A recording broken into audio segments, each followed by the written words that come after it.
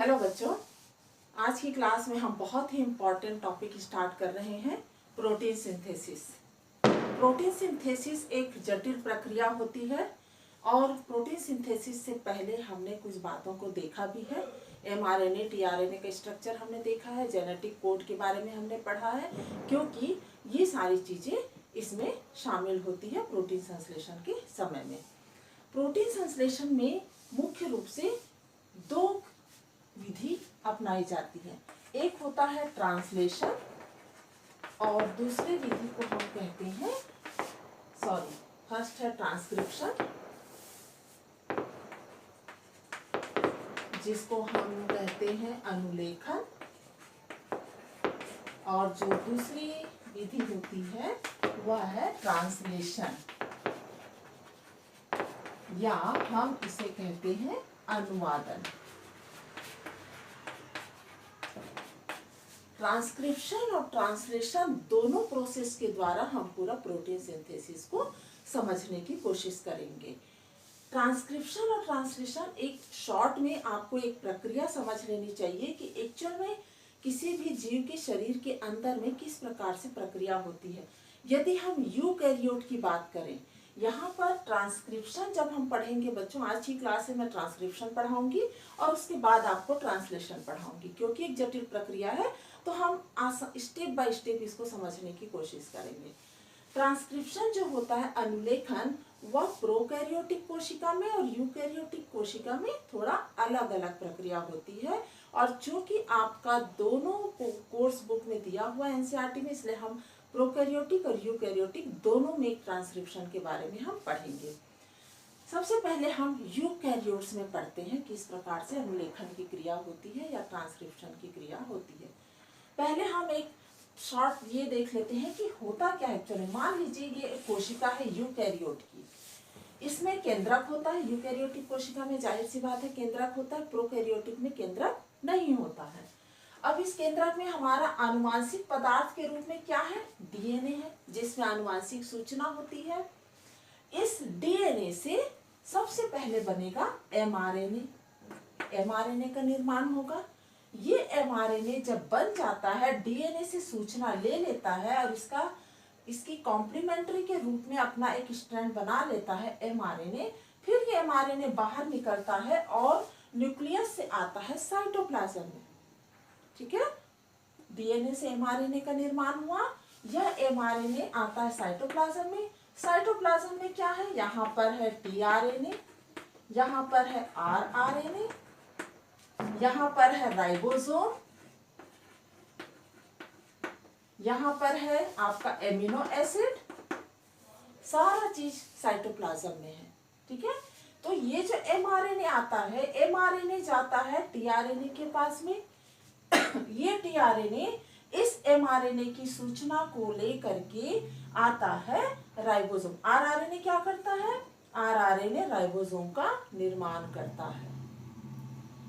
MRNA tRNA के पास जाता है और टीआरएनए इस एमआरएनए को लेकर के राइबोसोम के पास पहुंचता है, और ये राइबोसोम, इसमें दो उप इकाई होती है, दोनों उप इकाई जुड़ते हैं और जुड़ने के बाद में इस राइबोसोम में एमिनो एसिड्स आ करके जुड़ते जाते हैं और फिर प्रोटीन का निर्माण होता है। इस एमिनो एसिड के जुड़ने से फिर प्रोटीन बनता है। ठीक है, तो ये सारा प्रोसेस जो होता है इन दोनों चरणों में होता है। तो आज जो हम पढ़ने जा रहे हैं वह है ट्रांसक्रिप्शन। ट्रांसक्रिप्शन का मतलब होता है अनुलेखन में क्या होगा, डीएनए से बनेगा एमआरएनए, मैसेंजर आरएनए। इसको हम मैसेंजर आरएनए इसलिए कहते हैं क्योंकि डीएनए से सूचनाओं को लेकर के यह आता है राइबोसोम के पास में। किसकी सहायता से, टीआरएनए की सहायता से ये आता है राइबोसोम के पास में, और राइबोसोम फिर एमिनो एसिड जो होते हैं उस सूचना के आधार पर, जो सूचना एमआरएनए में है, जो हमने जेनेटिक कोड पढ़ा था ना, इस एमआरएनए में सूचना है, टीआरएनए केवल लेके पहुंचता है, इसलिए हम उसको ट्रांसफर आरएनए या स्थानांतरित आरएनए कहते हैं।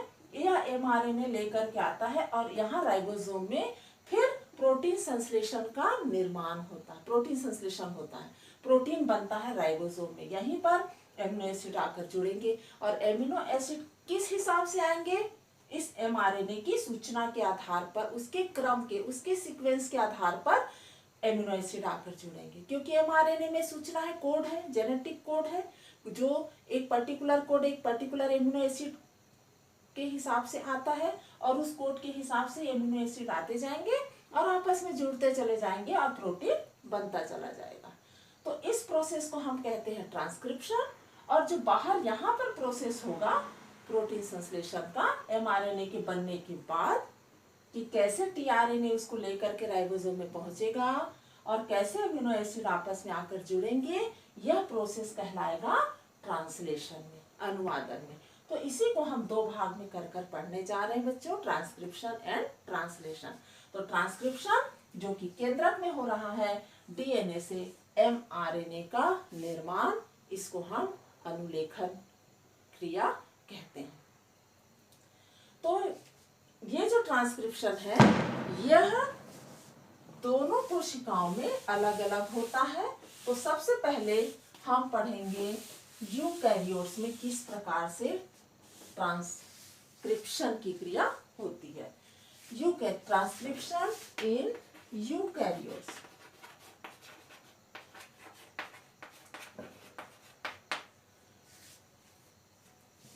सकेंद्रकीय कोशिकाओं में किस प्रकार से अनुलेखन की क्रिया या ट्रांसक्रिप्शन की क्रिया होती है।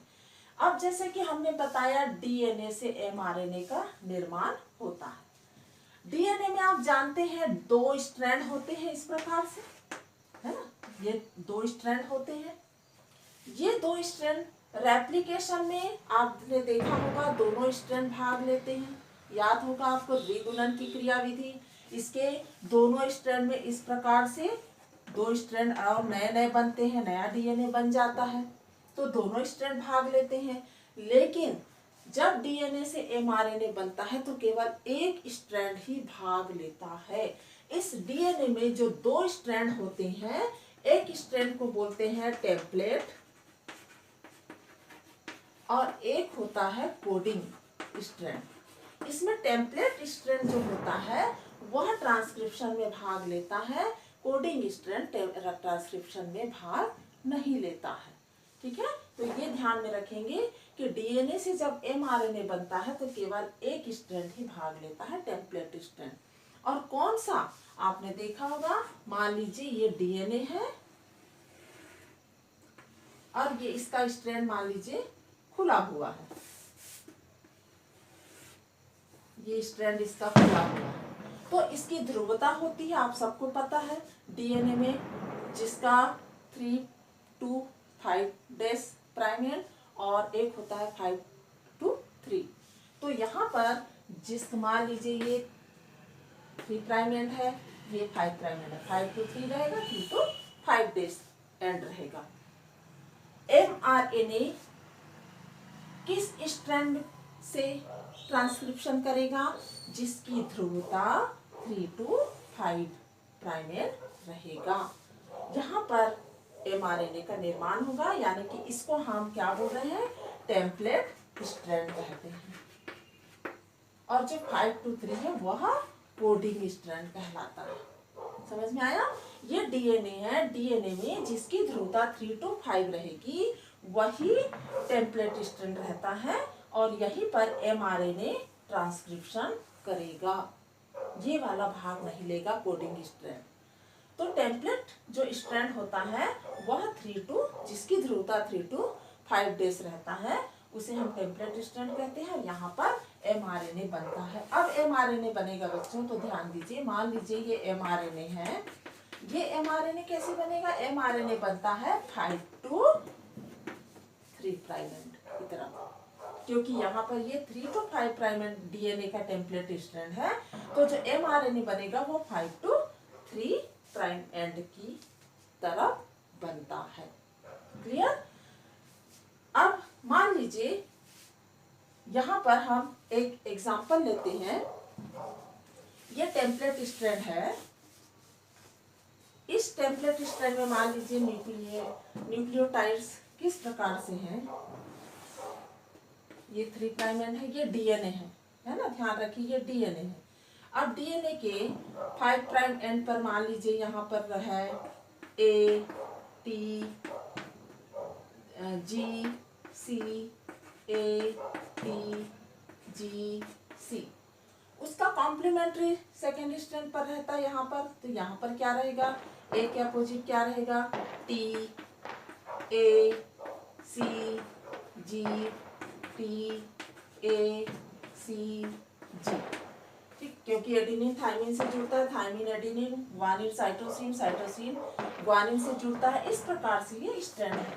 अब ये जो 3 प्राइम एंड यहाँ पर ये स्ट्रैंड है, यहाँ पर mRNA का निर्माण होगा, mRNA स्टार्ट होगा 5 प्राइम एंड से, ठीक, और ये 3 प्राइम एंड। तो यहाँ पर कौन कौन सा बेस का क्रम रहेगा, सीक्वेंस किस प्रकार से बनेगा, तो यहाँ पर ध्यान रखिए जो थायमिन है वो एडेनिन से जुड़ता है, तो यहाँ पर ये ए रहेगा। अब यहाँ देखिए एडेनिन जुड़ता है थायमिन से, लेकिन डीएनए में थायमिन होता है, आरएनए में यूरेसिल होता है, तो एडेनिन जुड़ेगा यूरेसिल से और सी जुड़ेगा ग्वानिन से, ग्वानिन साइटोसिन, थायमिन जुड़ेगा एडेनिन से, एडेनिन जुड़ेगा यूरेसिल से, इस प्रकार से mRNA इसका कॉम्प्लीमेंट्री स्ट्रैंड बनाता है। इस प्रकार से ये mRNA का एक नया स्ट्रैंड बनता है। इन शॉर्ट इस प्रकार से क्रिया होती है। तो template strand, coding strand, template strand वह जिसकी ध्रुवता 3 to 5 एंड की ओर है, वही अनुलेखन की क्रिया करता है, और जो mRNA बनता है वह 5 to 3 एंड की ओर बनता है, ठीक है। इस प्रकार से यह नया आरएनए mRNA का निर्माण होता है। mRNA के निर्माण में अब किस प्रकार से होता है, इसको हम थोड़ा सा 3 चरणों में हम देखेंगे। हम यूकैरियोट्स में देख रहे हैं कि किस प्रकार से mRNA का निर्माण होता है। ये स्टार्टिंग का मुख्य बात है, डीएनए में 2 टेम्पलेट होते हैं, और इस प्रकार से ये ध्रुवता को ध्यान में रखिएगा कि कौन सा स्ट्रैंड डीएनए का टेम्पलेट स्ट्रैंड होता है और इसकी ध्रुवता mRNA किस ध्रुवता की ओर में बनती है। तो ये 3 to 5 प्राइम एंड डीएनए का स्ट्रैंड है, 5 to 3 प्राइम एंड mRNA का स्ट्रैंड है, जो ट्रांसक्रिप्शन के बाद बनता है, ठीक है। अब आइए हम देखते हैं कि किस प्रकार से कौन कौन से चरणों के द्वारा mRNA बनेगा। सबसे पहले राइबोन्यूक्लियोटाइड एक्टिव हो जाते हैं। राइबोन्यूक्लियोटाइड का सक्रियकरण होता है। अब सक्रियकरण का मतलब ये होता है, सिंपल सी बात है, राइबोन्यूक्लियोटाइड मतलब न्यूक्लियोटाइड जैसे एडेनिन, ग्वानिन, साइटोसिन और यूरेसिल। तो ये जो राइबोन्यूक्लियोटाइड्स होते हैं, जो चैन लगे होते हैं नाइट्रोजन क्षार के बने हुए, जो केंद्रक में द्रव्य में पड़े रहते हैं, वो एक्टिव हो जाते हैं। एक्टिव कैसे होते हैं, ये मान लीजिए एक राइबोन्यूक्लियोटाइड है एडिनोसिन, ऐसे ही ग्वानोसिन, साइटिडीन, यूरिडीन, ये जो जितने न्यूक्लियोटाइड होते हैं, ये एडिनोसिन ट्राइफॉस्फेट, मोनोफॉस्फेट से ट्राइफॉस्फेट बना देते हैं। तो मोनोफॉस्फेट से ट्राइफॉस्फेट का बनना ही क्या कहलाता है, सक्रियकरण कहलाता है। वो एक्टिव हो जाते हैं, एक्टिवेटेड हो जाते हैं। तो सबसे पहले राइबोन्यूक्लियोटाइड एक्टिव हो जाते हैं। सेकेंड में क्या होगा, डीएनए स्ट्रैंड खुलते हैं, ओपन होते हैं, क्योंकि वो डबल हेलिक्स रचना होती है, तो ये ओपन होते हैं। द्विगुणन की क्रियाविधि में आपने देखा होगा कि किस प्रकार से ये जो डीएनए होता है वह स्ट्रैंड उसका ओपन होता है, और इसमें टोपोआइसोमेरेज और हेलिकेज एंजाइम की सहायता से ये स्ट्रैंड क्या होते हैं, खुलते हैं। टोपोआइसोमेरेज और हेलिकेज से द्विगुणन खुलने के लिए, डीएनए के स्ट्रैंड खुलने के लिए दोनों एंजाइम्स की आवश्यकता पड़ती है। तो टोपोआइसोमेरेज और हेलिकेज एंजाइम की सहायता से स्ट्रैंड क्या हो जाते हैं, खुलते हैं। अब एक है जानते हैं 3 to 5 प्राइम एंड जो रहेगा और एक 5 प्राइम to 3 प्राइम एंड रहेगा स्ट्रैंड। डीएनए का वह स्ट्रैंड जिसकी ध्रुवता 3 प्राइम एंड से स्टार्ट हो रही है वही टेम्पलेट स्ट्रैंड की तरह काम करता है। और इस टेम्पलेट स्ट्रैंड में क्षेत्र होता है, इसके बारे में हम डिटेल पढ़ेंगे। हर जगह अनुलेखन की क्रिया नहीं होती है। अनुलेखन की क्रिया किस प्रकार से होती है उसके लिए खंड होते हैं और उस खंड में बहुत सारे क्षेत्र होते हैं जिसको हम कहते हैं ऑपरेटर क्षेत्र, प्रोमोटर, ऑपरेटर, कोडिंग रीजन और टर्मिनेटर रीजन। यानी यहाँ पर डीएनए के खंड में भाग होते हैं जिसको हम कहते हैं प्रमोटर, फिर हम कहते हैं ऑपरेटर, कोडिंग रीजन, टर्मिनेटर। यानी स्टार्ट करने वाला और समाप्त करने वाले यहाँ पर सब एक क्षेत्र रहते हैं। तो इस क्षेत्र में डीएनए के इस क्षेत्र में इसके बारे में डिटेल हम जीन नियमन में पढ़ेंगे। अभी आपको केवल ये देखना एमआरएनए कैसे बनता है। अब डीएनए के वह उस क्षेत्र में रहता है और इस डीएनए में फिर एमआरएनए का निर्माण होता है। डीएनए के निर्माण में सबसे अब थर्ड पॉइंट क्या होता है, एमआरएनए के निर्माण में एमआरएनए का निर्माण होगा जब डीएनए खुल जाता है तो। और इस एमआरएनए के निर्माण के लिए बहुत ही इम्पोर्टेंट एंजाइम जो होता है वह है एंजाइम आरएनए पॉलीमरेज। बिना इसके एमआरएनए का निर्माण नहीं होता। आरएनए पॉलीमरेज आपने देखा होगा डीएनए के द्विगुणन विधि में भी जब नया डीएनए स्ट्रैंड बनता है तो डीएनए पॉलीमरेज आकर जुड़ता है तभी डीएनए का नया स्ट्रैंड बनता है। इसी प्रकार एमआरएनए जब बनता है तब आरएनए पॉलीमरेज की आवश्यकता पड़ती है। ठीक है, तो एंजाइम आरएनए पॉलीमरेज की आवश्यकता यहाँ पर पड़ती है। आरएनए पॉलीमरेज 3 प्रकार के होते हैं, RNA polymerase 1, RNA polymerase 2, RNA polymerase 3। RNA polymerase बनाता है आरआरएनए, 2 बनाता है एमआरएनए और आरएनए पॉलीमरेज 3 बनाता है टीआरएनए। तो हम यहाँ पर एमआरएनए बना रहे हैं तो यहाँ पर आरएनए पॉलीमरेज 2 का उपयोग होता है। आरएनए पॉलीमरेज 2 आकर के यहाँ पर जुड़ जाता है डीएनए के स्ट्रैंड में और यहाँ पर आरएनए पॉलीमरेज के जुड़ने से ये क्या है, आरएनए पॉलीमरेज। आरएनए पॉलीमरेज के जुड़ने के बाद राइबोन्यूक्लियोटाइड्स आ करके जुड़ने लगते हैं। कैसे जुड़ेंगे, जैसा जैसा नाइट्रोजन क्षार का क्रम यहाँ पर रहेगा, है ना, उसी हिसाब से न्यूक्लियोटाइड यहाँ पर आकर के जुड़ने लगते हैं। मान लीजिए यहाँ पर T है, A है, उसके बाद में ये C है, फिर G, इस प्रकार से ये मान लीजिए नाइट्रोजन क्षार का क्रम डीएनए पर है तो यहाँ पर आरएनए में कौन सा न्यूक्लियोटाइड आकर जुड़ेगा, A, U, G, C, A, U।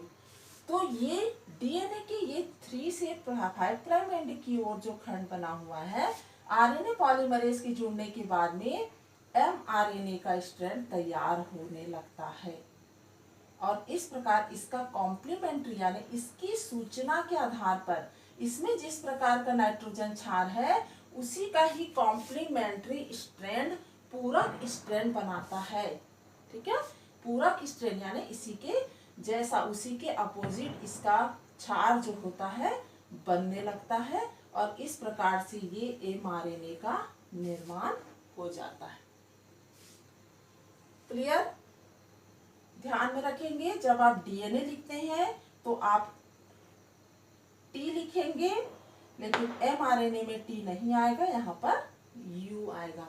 DNA में ए के साथ टी जुड़ता है लेकिन आरएनए में यू रहता है। तो इस प्रकार से ये क्या बन गया, एमआरएनए बन गया। ये जो नया बना आरएनए होता है, ये आरएनए जो बना हुआ है प्राथमिक प्रतिलिपि है, ये प्राथमिक प्रतिलिपि।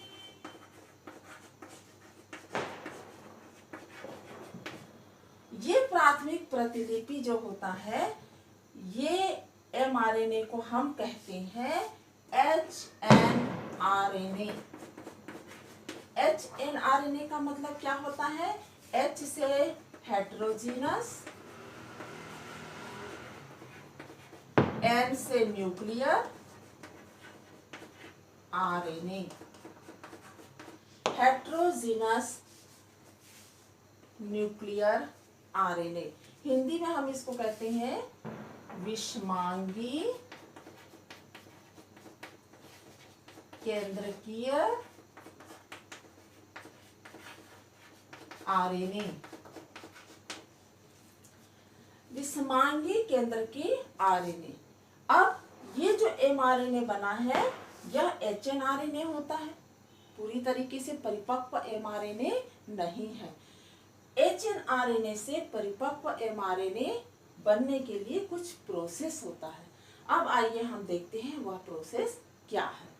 तो बच्चों, ट्रांसक्रिप्शन में आपको पहले बताना है डीएनए के स्ट्रैंड के बारे में, ध्रुवता के बारे में, और उसके बाद में कौन सा टेम्पलेट रीजन रहता है, किस प्रकार से इसमें एंजाइम्स की आवश्यकता पड़ती है आरएनए पॉलीमरेज की। फिर एमआरएनए का स्ट्रैंड बनता है, इस एमआरएनए के स्ट्रैंड को हम एचएनआरएनए कहते हैं। एचएनआरएनए से फिर एक परिपक्व मैसेंजर आरएनए कैसे बनता है उसको हम अभी देखते हैं।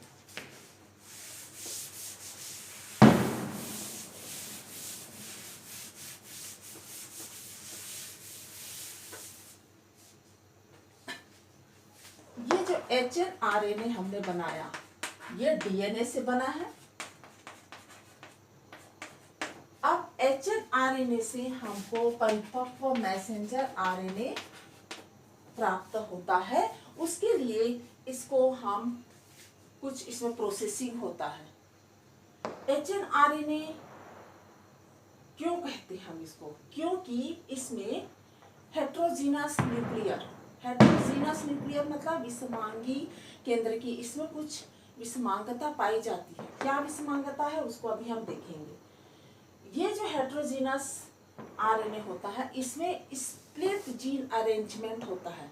स्प्लिट जीन यानी कि जीन जो होता है वो खंड खंड में अलग अलग रहते हैं। क्यों अलग अलग रहते हैं, उनके बीच में क्या चीज होता है। स्प्लिट जीन अरेंजमेंट क्या होता है, मान लीजिए ये एमआरएनए है। इस एमआरएनए में यहाँ पर एक क्षेत्र रहेगा, फिर एक दूसरा क्षेत्र रहेगा, फिर एक क्षेत्र रहेगा, फिर दूसरा क्षेत्र। इस प्रकार से यह स्प्लिट जीन के रूप में रहता है और इसमें दो सीक्वेंस पाए जाते हैं। ये एचएनआरएनए की बात हो रही है। इसमें दो क्षेत्र पाए जाते हैं। एक क्षेत्र जो होता है इसको हम कहते हैं इंट्रॉन और ये है एक्सॉन। इंट्रॉन और एक्सॉन्स होते हैं। इंट्रॉन और एक्सॉन मतलब होता है व्यक्तिक और ये होता है अव्यक्तिक जीन। इंट्रॉन और एक्सॉन दो क्षेत्र होते हैं। व्यक्तिक यानी अपने आप को व्यक्त करने वाला जीन या एक्सप्रेस्ड जीन, एक्सप्रेस करता है अपने आप को, कार्य करता है। लेकिन अव्यक्तिक या इंट्रॉन जो होता है वह अपने आप को एक्सप्रेस नहीं कर पाता, यानी इसकी आवश्यकता नहीं होती है। लेकिन जब पहली बार डीएनए से एचएनए की प्राथमिक प्रतिलिपि बनती है एचएनआरएनए के रूप में, उसमें इस प्रकार का अरेंजमेंट रहता है। तो चूंकि ये अव्यक्त क्षेत्र है, इंट्रॉन जीन है जिसका कोई जीन एक्सप्रेशन कोई नहीं है, तो इसका हटना जरूरी है, क्योंकि ये इंट्रॉन एक्सॉन इस प्रकार से ये अलग, एक्सॉन जहां पर एक्सप्रेस कर रहा है जीन वो तो अलग अलग है, खंडों में दूर दूर है, तो इसको एक सीक्वेंस में जुड़ना है। तो इसके लिए कुछ प्रोसेस होता है। अब ये प्रोसेस क्या होता है, इस प्रोसेस के लिए, हाँ यहाँ पर एक चीज और है बच्चों, इस इंट्रॉन जीन का पाया जाना, एचएनआरएनए में इंट्रॉन जीन का पाया जाना एक आदिम लक्षण को प्रकट करता है, प्राचीन जीनोम के लक्षण को प्रकट करता है इंट्रॉन का पाया जाना। तो अब इंट्रॉन को हटना है, एचएनआरएनए में प्रोसेसिंग होगा। क्या प्रोसेसिंग होगा, यहाँ पर होगा एमआरएनए में 3 प्रकार की क्रिया होगी। और हमेशा ध्यान रखना, जब आप एमआरएनए बनाते हैं तो 5 days to 3 days बनाएंगे। एमआरएनए की स्ट्रक्चर में भी हमने बताया था, याद करिएगा। यहाँ पर 3 प्रकार की क्रिया होगी। एक होगी कैपिंग, यहाँ पर शुरुआत में स्टार्टिंग में कैपिंग होगा 5 days पर, इसको हम हिंदी में बोलते हैं आच्छादन की क्रिया होगी। लास्ट में यहाँ पर होगी टेलिंग की क्रिया, पुच्छन की क्रिया होगी, ठीक है। तो ये एचएनआरएनए है, इस एचएनआरएनए पर कैपिंग हो रहा है, टेलिंग हो रहा है। तो कैपिंग हो रहा है मतलब क्या होगा कैपिंग में, कैपिंग के अंतर्गत इस 5 days एंड पर मेथिल ग्वानोसिन ट्राइफॉस्फेट आकर जुड़ेगा, MgPP, मेथिल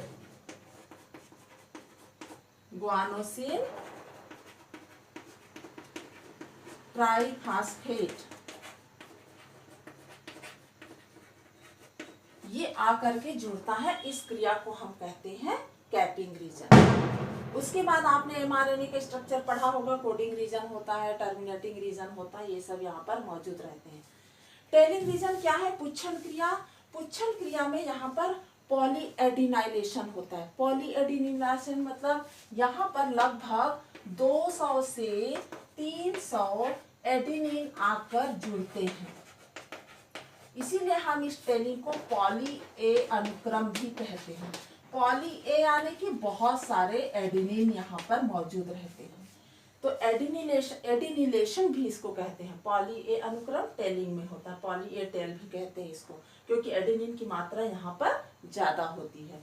तो ये 2 प्रोसेस होता है एचएनआरएनए में, मेथिल ग्वानोसिन ट्राइफॉस्फेट और एडिनिन, 200 से 300 एडिनिन यहाँ पर आकर के जुड़ जाते हैं, यानी कैपिंग और टेलिंग का प्रोसेस होता है।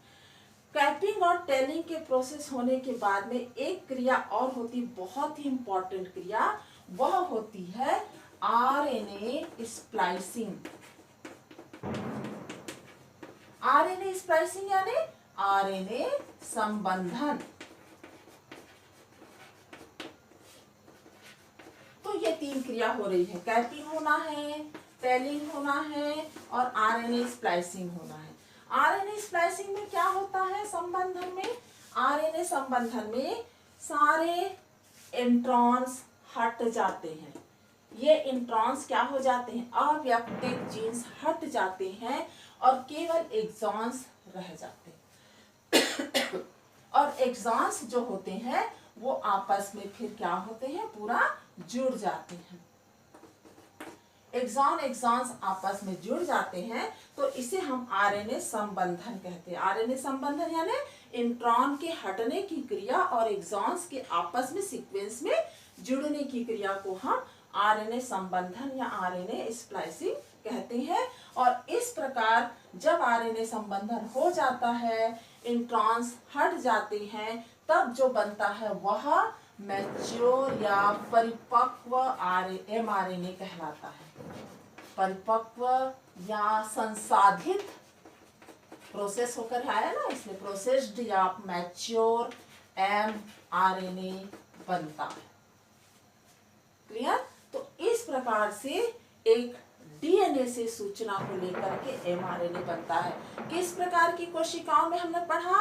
यूकैरियोटिक कोशिकाओं में इस प्रकार से ट्रांसक्रिप्शन की क्रिया होती है। सिंपल है, डीएनए खुलेगा, आरएनए पॉलीमरेज आएगा, एमआरएनए का स्ट्रैंड बनेगा, एमआरएनए का स्ट्रैंड वो 5 to 3 प्राइम एंड पे बनेगा, डीएनए का टेम्पलेट रीजन रहेगा 3 to 5। ठीक, एमआरएनए जो पहले बनेगा वो प्राथमिक प्रतिलिपि होगी जिसको हम एचएनआरएनए कह रहे हैं। एचएनआरएनए में ये 3 प्रकार का प्रोसेस होगा, capping, telling, RNA splicing. Capping में मेथिल गुआनोसिन ट्राइफॉस्फेट आके जुड़ेगा, टेलिंग में 200 से 300 एडेनिन आकर के जुड़ेंगे, स्प्लाइसिंग या संबंधन में इंट्रॉन्स हट जाएंगे और एक्सॉन्स कंटिन्यूएशन में एक सीक्वेंस में जुड़ जाते हैं। इस प्रकार परिपक्व एमआरएनए की रचना तैयार होती है और फिर अब ये जो एमआरएनए डीएनए से बना है अब वो कहाँ जाएगा? साइटोप्लाज्म में जाएगा आगे का प्रोसेस करने। लेकिन नेक्स्ट क्लास में, नेक्स्ट वीडियो में मैं प्रोकैरियोटिक में ट्रांसक्रिप्शन बताने वाली हूँ। उसके बाद हम ट्रांसलेशन पढ़ेंगे। ठीक है।